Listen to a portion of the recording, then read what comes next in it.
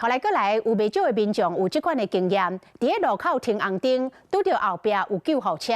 为着要来让救护车，只好是弄红灯，结果互科技执法认定违规，开罚单。虽然会当来申诉，但是手续真烦，时间真长。即卖高雄市有上新的科技，就是用 AI 来过滤。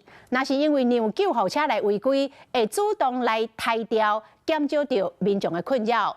讲这试用也未一个月，已经汰掉7张的罚单了。 轿车驶到路口，看到红灯随动点，抑过刷落来。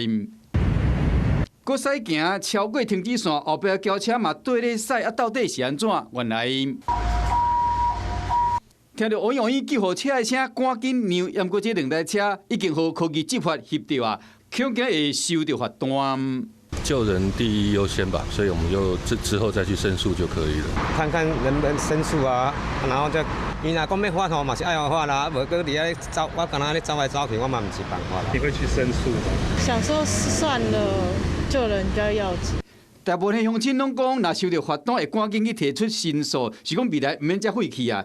因为高雄的警方头一日用 AI 智慧影像辨识的过滤机制，会当知讲多几台车是为着要让救护车来违规的。这样子蛮好的，反而让民众比较能够放心的礼让救护车，就让人家不用去申诉，而且也不用浪费这个钱去缴罚单。 目前伫左营台中一路甲顶中路口，另外中正一路甲附近路口试办，依照统计，12月试办到即卖已经减开7张罚单。从源头降低不必要的举发与申诉，减少民怨以及社会成本。按 AI 辨识系统了后，唔来当降低民众提出申诉的时，上无都爱10个工作日的作业时间，过当减少警方人工复审的作业。这项结合 AI 领先设计。 未来全市107个科技执法的所在，哪拢用，安尼会当降低社会成本。Hello， 我是林仙怡，想要抢先掌握最及时的新闻资讯吗？赶快订阅、按赞、开启小铃铛，锁定华视新闻 YouTube 频道。